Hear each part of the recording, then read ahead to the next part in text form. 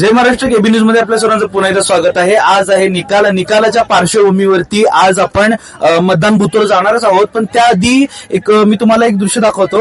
आपण पाहू शकता की आता इथं मुलं फुटबॉल खेळत आहेत आणि आपल्यासोबत उपस्थित आहेत माजी नगरसेवक दगडू शेणवी.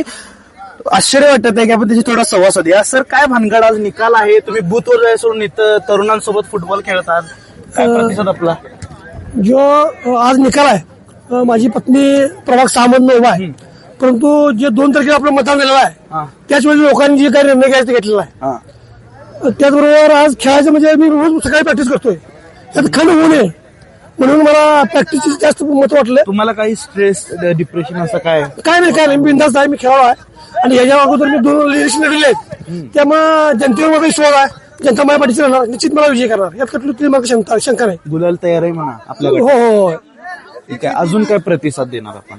काय नाही, लोकांना भविष्यामध्ये जर मुरगुडचा विकास झाला असेल किंवा मुरगुडची प्रगती झाली असेल तर आमचे नेते आदरणीय मुस्लिम साहेब असतील, राजे साहेब असतील, रणजित साहेब असतील, नावेद साहेब असतील, राजकारण जमाल साहेब असतील, यांच्या नेतृत्वाखाली पॅनल येणारच आहे. परंतु मुरगुडचा विकास खरोखर जर करावा झाला असेल तर या नेत्यांशिवाय पर्याय नाही मुरगुडला.